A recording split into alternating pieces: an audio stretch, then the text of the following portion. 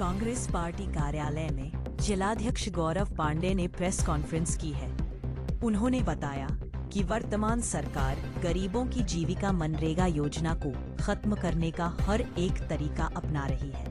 गौरव पांडे ने कहा कि 100 दिन के कार्य में सरकार मजदूरों को 50 के पैसे नहीं दे सकी और 125 दिन काम देने का दावा किया जा रहा है। बताया कि कांग्रेस पार्टी योजना को बचाने के लिए सड़क से संसद तक उतरेगी।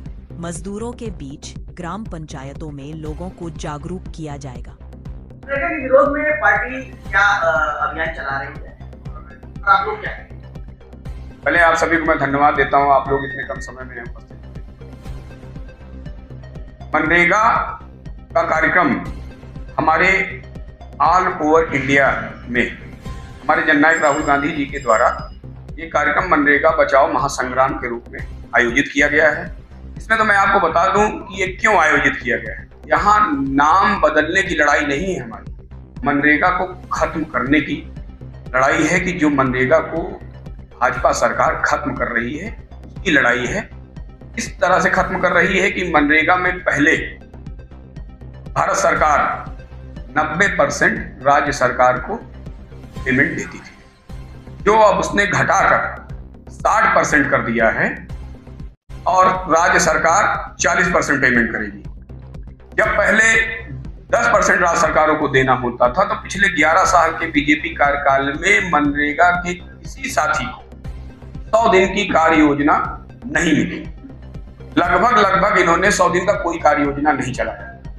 इसीलिए ये मनरेगा बचाओ अभियान हम लोग कर रहे हैं। अब भाजपा ने मनरेगा का नाम बदल दिया है और इसको बचाने के लिए आप लोग क्या करेंगे? मैं आपको बता दूं कि भाजपा ने नाम बदला है, नाम बदलने के साथ साथ मनरेगा को खत्म करने का काम किया है। आपको मैंने अभी बताया कि पिछले 11 सालों में कोई कार्य नहीं हुआ है। मनरेगा में 50 दिन की मजदूरी लोगों को नहीं मिली है, तो 125 दिन कैसे देंगे? उसी के लिए हम लोगों ने कौशाम्बी जिले में और हमारे जननायक राहुल गांधी जी ने पूरे भारत में ये योजना चलाई है कि हम लोग इसको गांव-गांव जाके मनरेगा के मजदूरों के बीच में बैठकर एक चौपाल का आयोजन करेंगे और उसी के लिए हमारे जिले में कोऑर्डिनेटर बनाए गए हैं। हमारे ये मोहम्मद अकरम जी भरवारी से हैं और हमारे जिला संयोजक राजेश सानी जी हैं। इनके दोनों लोगों के उसमें देख-रेख में और जहां जरूरत पड़ेगी वहां हम लोग जाके हर जगह गांव-गांव में चौपाल लगा के मनरेगा मजदूरों को बताएंगे कि आपकी योजना ये खत्म की जाए। क्या उद्देश्य है इसका? उद्देश्य ये है कि हम लोग दोबारा से चाहेंगे मनरेगा योजना जैसे पहले चल रही थी वैसे चले।